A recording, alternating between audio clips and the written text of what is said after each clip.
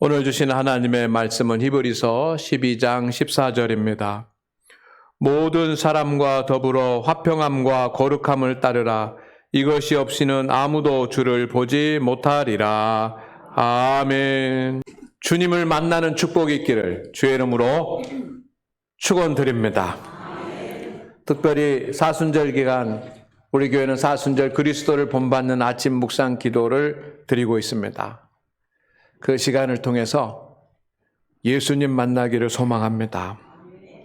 우리가 믿음 생활을 하고 또 하나님의 은혜를 누리고 하나님이 예비하신 복을 받기 위해서는 반드시 주님을 만나는 경험이 여러분에게 있어야지만 됩니다. 주님 만나지 못하고 신앙생활은 가능하지가 않습니다. 우리 교회가 지난 12월부터 성전 보수 공사를 했습니다.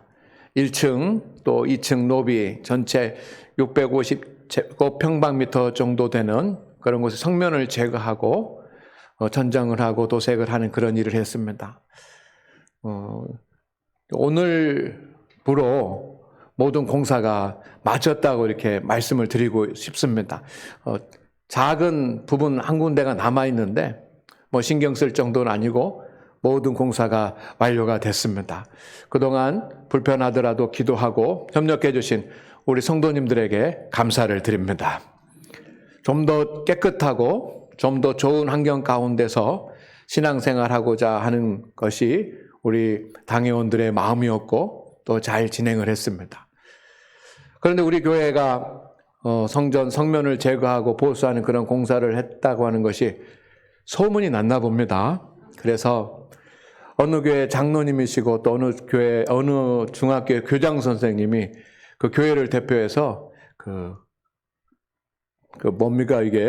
방문을 해가지고 시찰을 오셨습니다. 견학을 오셨습니다.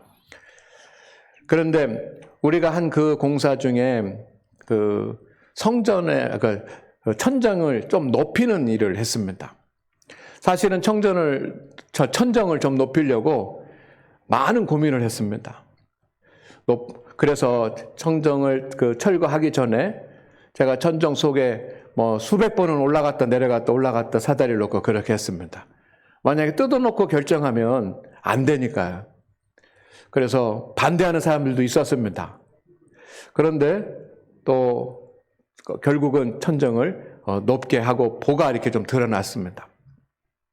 제가 그 장로님에게, 교육자이신 장로님에게 얘기했습니다. 천정을 좀 높였습니다. 그랬더니 그분이 그런 말씀 하시더라고요. 교육학자 중에 그런 말을 하신 분이 계시답니다. 교육학자 중에 학교에 천정을 높였더니 학생들의 창의력이 높아졌답니다. 저는 우리 성도들이 천정을 높이고 나서 얼굴이 밝아지는 것을 느꼈습니다. 그것이 왜 그런가 그랬더니 천정이 높아져서요.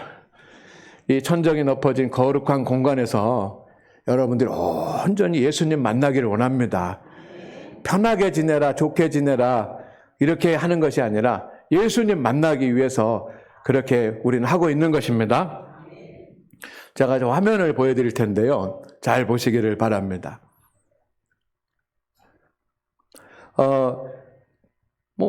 이 화면이죠. 우리 교회가 2011년도에 성전 보수 공사를 했습니다. 원래 공사를 하는 업자는 목사님, 요새 트렌드가 있습니다. 트렌드는 뭐냐면, 강단의 십자가가 아닌 큰 화면이 좋은 LCD 그런 화면을 설치하는 것이 요즘 트렌드입니다. 그러니까 이 가운데다가 큰 대형 스크린을 달면 어떻겠습니까? 그렇게 이제 제안을 했습니다. 그러면 십자가는 어디다 두는데? 십자가는 저 양옆에다 두면 됩니다. 라고 했어요. 그래서 제 마음 가운데 그것은 아무리 그것이 요즘 트렌드라고 할지라도 그것은 좋지 않다라고 생각을 했습니다. 그래서 기도하면서 이 강단을 어떻게 꾸밀까라고 생각을 했습니다. 그러다가 지금 만들어진 것이 바로 이 강단이었습니다. 두 기둥이 있습니다. 두 기둥을 세웠는데 이 두 기둥은 천국으로 가는 문을 상징을 합니다. 하나님 나라를 들어가는 문을 상징을 합니다. 그런데 그 옆에 간접등을 이렇게 달았습니다. 이 간접등을 달은 이유는 뭐냐면 이 하나님의 나라가 얼마나 찬란한 영광의 빛으로 가득 차 있겠습니까? 그래서 문이 살짝 열렸습니다. 그것이 교회 아닙니까? 그래서 문이 살짝 열렸는데 그 틈 사이로 하늘의 영광의 빛이 비치는 것을 이 간접등으로 표현했고, 이 강단에 벽이 있습니다. 중앙에. 그 벽에 벽돌 같은 재질의 그런 것으로 마감을 했는데, 이것은 문이 닫히면 아무도 들어갈 수 없는 그런 하나님의 나라 천국을 상징을 했습니다. 그리고 십자가가 있습니다. 십자가의 그 불빛 색깔을 빨간색으로 했습니다. 이것은 예수 그리스도의 보혈의 피를 상징을 하고, 십자가는 하얀색으로 했습니다. 여러분 어디 교회가 십자가 하얀 교회를 이렇게 보신 적이 있습니까? 이것은 예수 그리스도의 부활을 상징합니다. 그렇게 꾸며놨습니다. 그래서 영광의 빛 하나님의 나라에 들어가고 영광의 나라 하나님의 나라를 이룰 수 있는 것은 오직 예수 그리스도의 십자가의 은혜로만 가능한 것인 줄로 믿습니다. 그래서 이것이 중요한 것이 아니고, 여러분이 매일 예배를 드리면서 이 강단을 바라보고 십자가를 바라볼 때 주님 만나기를 소망하면서 그렇게 만들었습니다. 여러분 이 십자가 기둥 바라볼 때 예수님 만나고자 하는 그런 소망이 일어나기를 주의 이름으로 축원을 드립니다. 축원을 드립니다. 우리 복도입니다. 이제 페인트까지 잘 칠해 놓으니까 근사한 갤러리 같지 않습니까? 그 예배의 성화를 이곳에 이렇게 모두 걸었습니다. 오래전에 그렇게 했지요. 성화를 걸었습니다. 제가 이 성화를 걸려고 한 10권 정도의 미술과 관계되는 책을 읽었고, 또 강의도 좀 듣고 해서 그 사진들을 이제 성화들을 골랐고, 또 우리 성도님들한테 부탁을 해가지고 걸었습니다. 그리고 표지도 만들고 했습니다. 이 안에 성경 구절도 있고, 그리고 보시면 그 기도 제목도 있고 설명도 있습니다.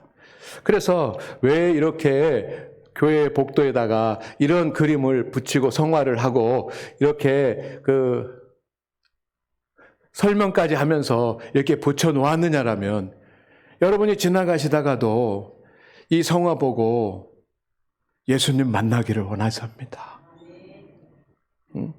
이게 무슨 그림인지 하고 쓱 지나가는 것이 아니라 한 분이라도 이 성화를 보고 예수님 만나기를 소망해서 이렇게 했습니다. 여러분 우리가 잘 아는 대로 십자가 고백을 적은 십자가를 제작을 해서 이 벽에다가 붙였습니다. 원래 이 자리는 거울이 있던 자리입니다. 근데 제 마음에 그런 생각이 들었습니다. 사람이 자기 얼굴, 교회 와서 내 얼굴 보는 것보다 주님의 모습을 볼 수 있고 주님을 만날 수 있고 주님을 바라봐야지만 되는데 어떻게 하면 이것을 회복할 수 있을까? 특별히 코로나 기간 중에 믿음이 연약해지는데 어떻게 하면 우리 성도들이 예수님을 바라볼 수 있을까 생각하다가 이 십자가를 제작하게 됐습니다. 많은 성도님들의 수고가 여기에 담겨져 있습니다. 그냥 십자가 하나 사다가 걸어놓으면 되는 거예요. 그런데 그것은 의미가 별로 없다고 생각해서 우리가 나무를 고르고 성도들이 나무를 자르고 여기에 글씨를 쓰고 색칠을 하고 했습니다.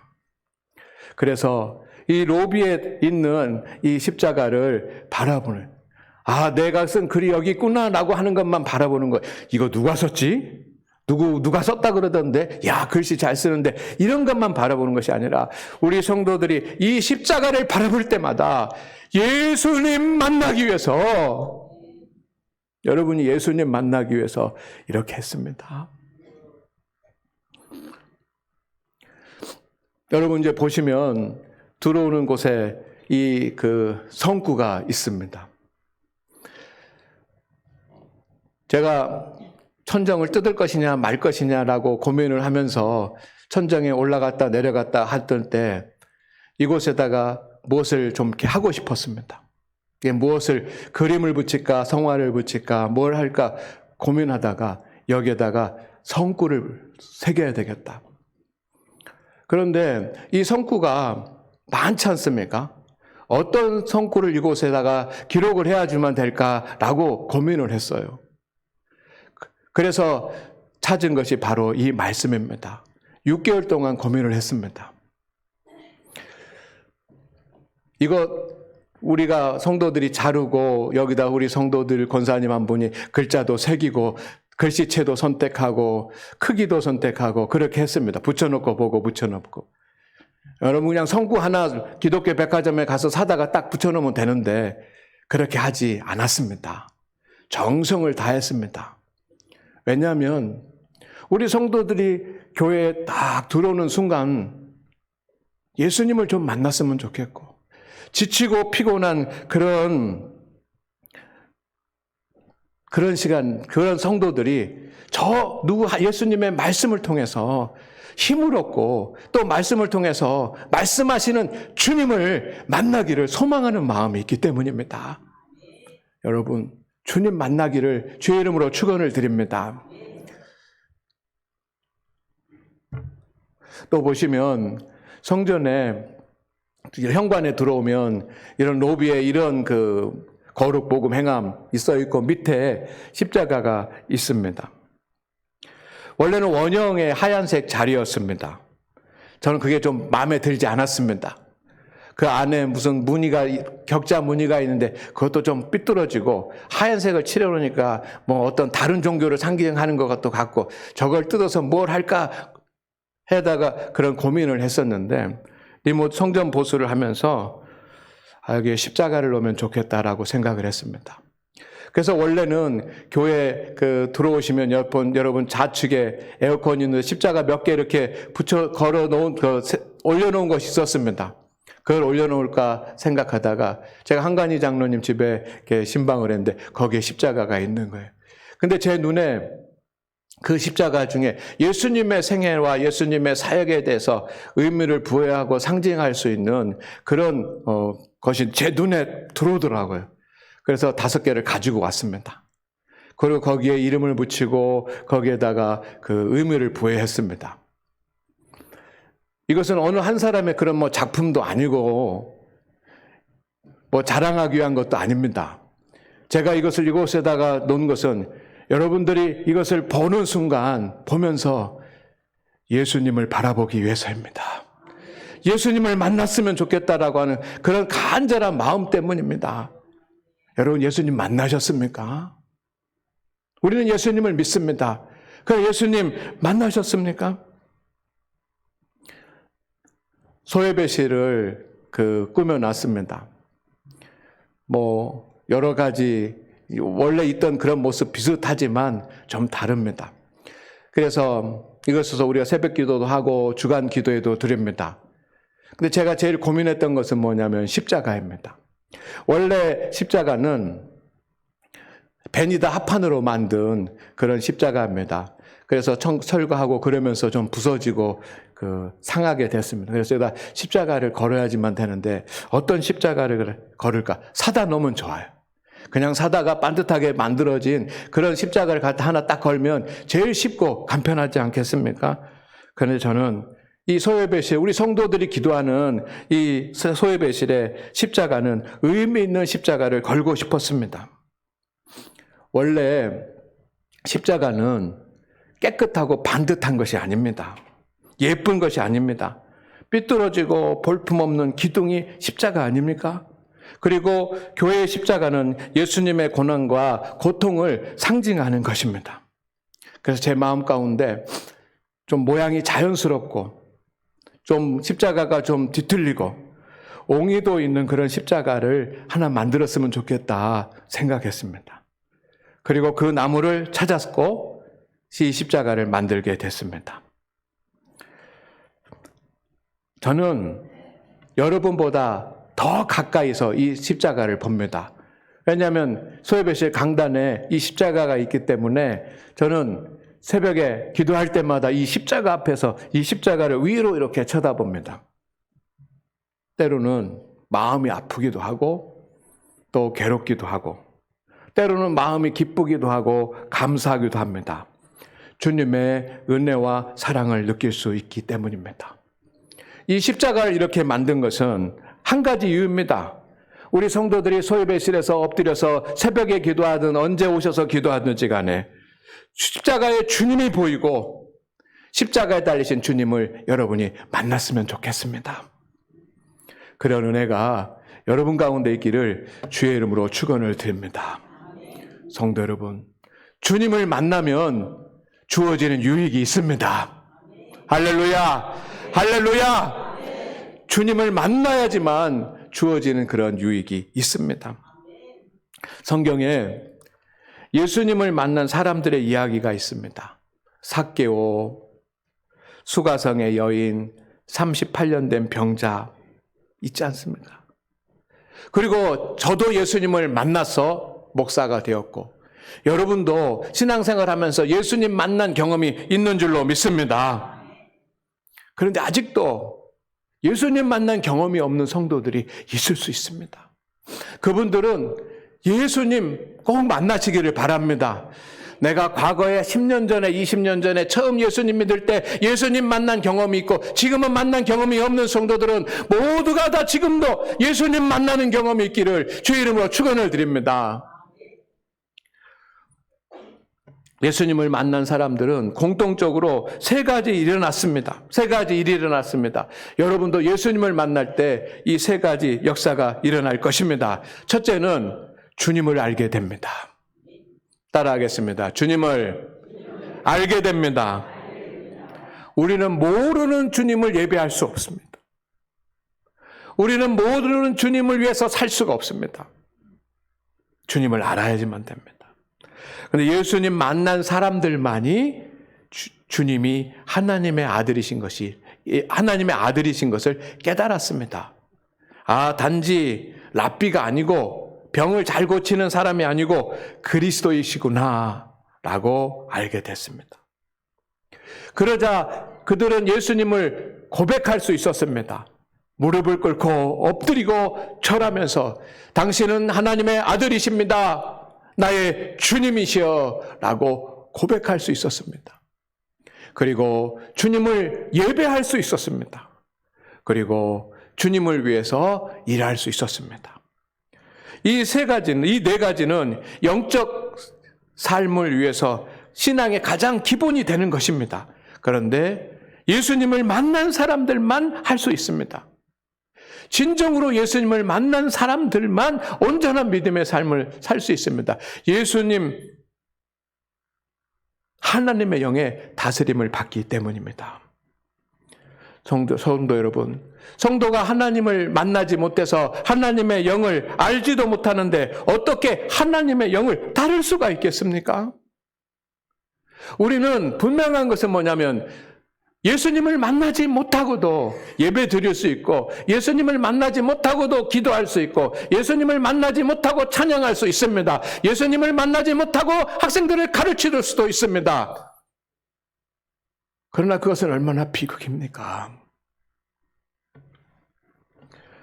예수님을 만나야 예수님을 알 수 있고 예수님을 알아야 주님의 영을 따를 수가 있습니다. 예수님을 만나면 문제가 해결됩니다. 예수님을 만난 모든 사람들은 문제가 해결되었습니다. 주님을 만난 사람들은 치유를 보았고 기적을 보았습니다. 마음의 문제가 해결됐고 육체의 문제가 해결되었습니다. 행복하지 못한 인생의 문제들이 해결되었습니다. 삭개오는 남의 것을 토색하던 그런 버릇이 고쳐졌습니다. 수가서의 여행은 우울한 인생이 해결됐습니다. 38년 된 병자는 자리에서 일어났습니다. 성도 여러분, 여러분에게 하나님께서 해결해 주신 문제들은 어떤 것이 있습니까? 많이 있습니다. 우리가 잊어버렸을지 모르지만 주님이 문제를 해결해 주신 일들이 너무 많습니다. 주님은 계속해서 저와 여러분들의 문제를 해결해 주실 줄로 믿습니다. 지금 어떤 문제로 인해 씨름하고 있는 성도들이 있습니까? 해결해야 될 일이 있습니까? 그렇다면 하나님을 먼 곳에서 전화만 하고 먼 곳에서 믿음의 삶을 살 것이 아니라 직접 주님 앞에 나오시기를 주의 이름으로 축원을 드립니다. 주님의 교회에서 주님을 만나십시오. 주님의 임재 가운데서 주님께 여러분의 모든 사정을 다 보이시기를 바랍니다. 주님이 문제를 해결해 주시지 않겠습니까? 주님을 만나면 인생이 달라집니다. 그들이 가지고 있던 한 가지 문제만 해결된 것이 아니었습니다. 하나님의 뜻에 합당한 존귀한 인생으로 그들의 삶이 바뀌었습니다. 존귀한 삶은 어떤 삶입니까? 하나님께 온전하고 거룩한 예배를 드리는 삶, 하나님의 자녀로 사는 삶, 하나님께서 예비하신 복을 받는 삶, 하나님의 뜻을 이루어드리는 삶이 되었습니다. 예수님 만나고 우리 성도 여러분, 그런 존귀한 하나님의 사람으로 살아가기를 주의 이름으로 축원을 드립니다. 그런데 오늘 주시는 말씀이 있습니다. 따라합니다. 주님을 만나려면 모든 사람과 화평하십시오. 우리가 사람들과 화평하는 것이 무슨 예수님을 만나는 것과 관계가 있습니까? 우리는 그렇게 생각할 것입니다. 주님과의 관계는 주님과의 관계이고 사람들과의 관계가 무슨 주님을 만나는데 방해가 됩니까? 라고 생각할 수 있습니다. 그러나 주님 말씀하셨잖아요. 예물을 드리러 사람들이 주님 앞에 나오면 그렇게 주님 말씀하세요. 네가 예물을 드리기 전에 여기다 놓고 돌아가서 화목하지 못한 사람들과 가서 화목한 다음에 와서 예물을 드리라고 주님 말씀하셨어요. 화목하지 못한 상태에서 드리는 예물은 하나님이 받지 않으시겠다라고 하는 것 아닙니까? 여러분, 우리가 하나님을 예배하고 주님 앞에 예배드리면서 사람들과 화목하지 않고 얼마나 많은 예배를 드리고 하나님과 화목하지 않고 얼마나 많은 예배를 하나님 앞에 드렸습니까? 영적으로 사람들과 화평하지 못한 것이 예수님을 만나지 못하게 하는 장벽이 됩니다. 왜? 우리의 사람을 미워하는 죄와 분노와 이런 마음들은 우리의 마음에 하나님이 역사하실 그런 통로를 차단하기 때문입니다. 영과 진리로 예배드리는 것은 예배의 방법입니다. 그러나 사람들과 화평하고 예배를 드리는 것은 예배자의 자세가 되는 겁니다. 방법도 중요하지만 자세가 더 중요한 것 아닙니까? 오늘 우리가 예배를 드리고 하나님을 만나기를 원한다면, 정말로 주님을 만나기를 원한다면 모든 사람들과 화평하시기를 바랍니다. 이것이 주님의 말씀입니다. 모든 사람을 용서하십시오. 그렇게 하실 수 있습니까? 마태복음 18장 22절 말씀입니다. 시작.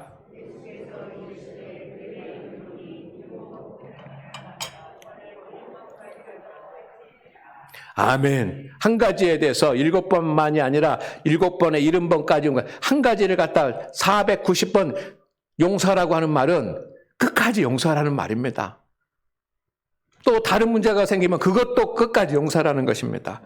용서는 우리 성도가 계속 해야지만 되는 믿음의 행위입니다. 왜? 하나님께서 저와 여러분에게 그렇게 하시기 때문입니다. 여기서 형제라고 했는데 오늘 말씀 가운데 있는 형제는 무엇보다도 함께 예배드리고 함께 주님을 섬기고 함께 주님의 일을 감당하는 성도들입니다. 주님의 제자들에게 말씀하신 것 아닙니까? 그들은 한 성도입니다. 그것처럼 우리가 용서해야 될 사람들은 먼저 성도들입니다. 성도를 용서할 수 있는 사람은 누구입니까? 예수 그리스도의 구속의 은혜를 아는 사람입니다. 그렇기 때문에 형제를 용서할 수 있고 성도를 용서할 수 있고, 그래서 하나님을 만나고자 하는, 구속의 하나님을 만나고자 하는 간절한 그 소망이 있는 것입니다. 여러분, 사람과 화평해야 주님을 만날 수 있는데 모든 사람을 용서하시기를 바랍니다. 그러나 용서만으로 끝나면 안 됩니다. 모든 사람과 화목해야지만 됩니다. 마태복음 5장 24절입니다. 시작.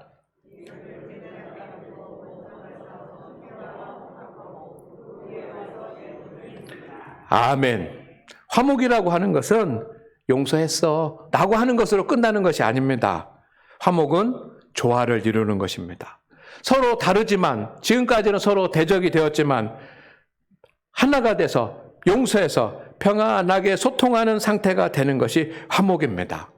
여러분, 용서를 했는데 아직 화목이 안 되는 관계들이 우리 성도들 안에 있습니까? 여러분을 내려놓으시기를 바랍니다.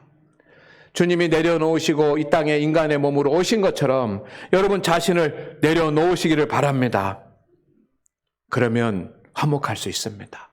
내 마음만 조금만 내려놔도 다른 사람과 화목할 수 있습니다. 자신을 내려놓을 줄 아는 사람이 하나님 앞에서도 내 자신을 내려놓을 수 있기 때문에 주님을 만날 수 있는 것입니다. 서로 용서하고 화목하고 소통하는 것만으로 끝나면 안 됩니다. 세 번째는 모든 사람을 사랑하시기를 주의 이름으로 축원을 드립니다. 마태복음 12장 50절 말씀입니다. 시작.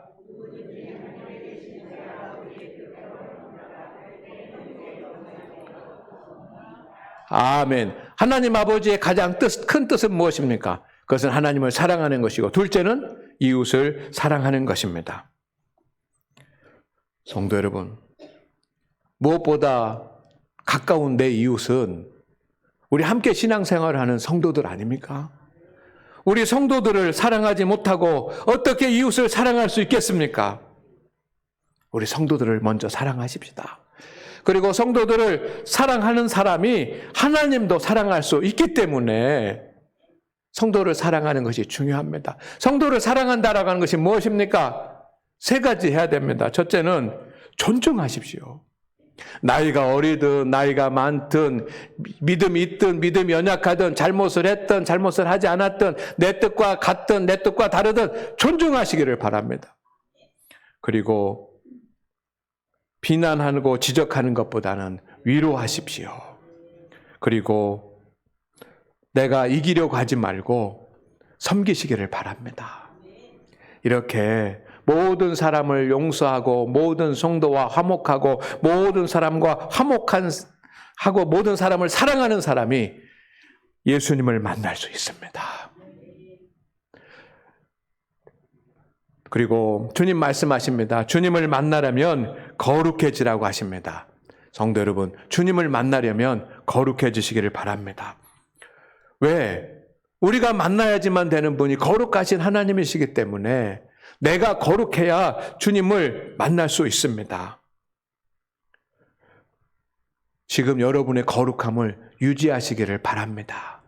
더 나빠지지 마십시오. 더 죄로 물들지 마십시오. 그리고 더 거룩해지기 위해서 힘쓰시기를 주의 이름으로 축원을 드립니다. 우리가 거룩해지려면 첫째는 여러분의 죄에 대해서 민감하시기를 바랍니다. 마태복음 7장 3절입니다. 시작.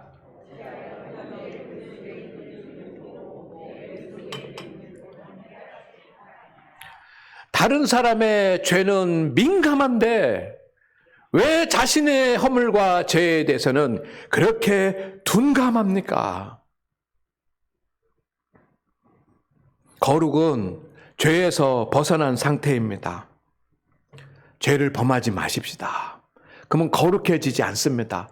죄를 범하지 않기 위해서는 내 죄를 알아야지만 됩니다.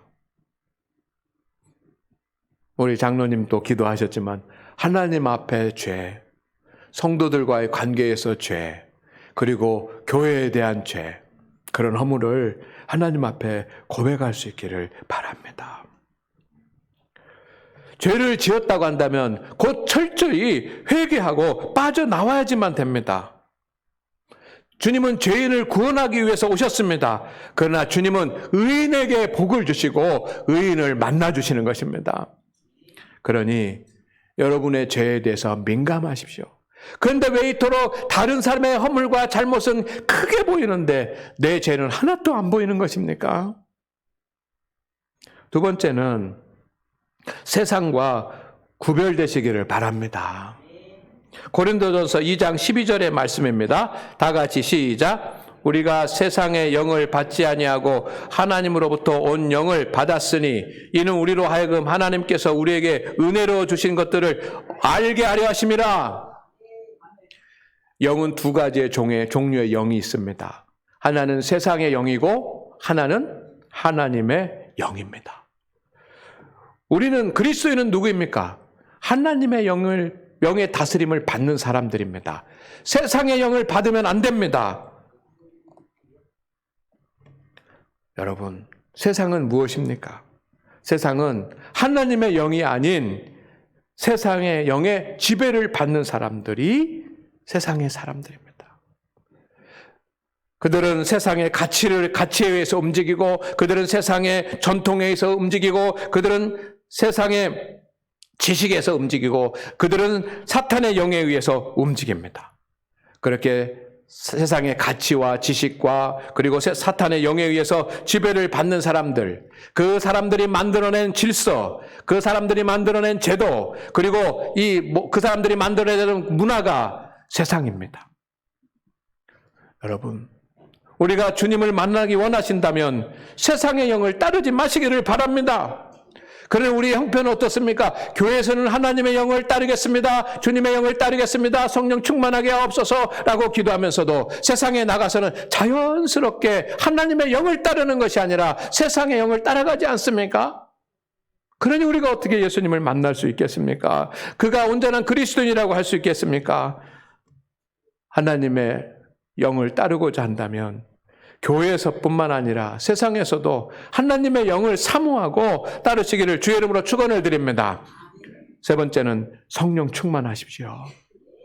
사도행전 7장 55절의 말씀 다 같이 읽습니다. 시작. 성령 충만하여 하늘을 우러러 주목하여 하나님의 영광 및 예수께서 하나님 우편에 서신 것을 보고. 스데반이 순교하는 그 순간에 주님을 주목할 수 있게 됐습니다.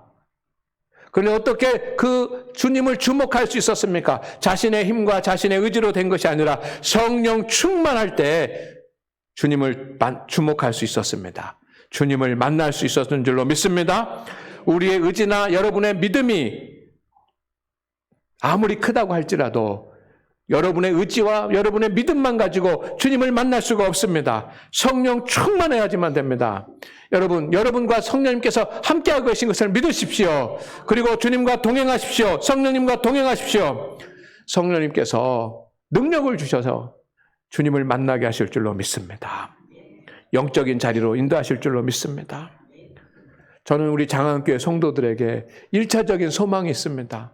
우리 장로님들, 권사님들, 집사님들, 처음 나오신 분들, 오늘 또 새로 나오신 우리 성도님, 정말로 주 안에서 정말로 바라는 것이 있습니다. 그것은 주님 만나고 신앙생활 하십시다.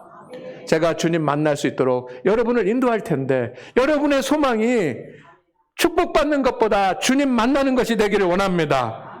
주님 만나면 문제가 해결되고 인생이 달라질 것입니다. 하나님 아버지, 오늘 우리 장안교회 모든 성도들이 주님 만날 수 있게 하옵소서. 예수님의 이름으로 기도드립니다. 아멘.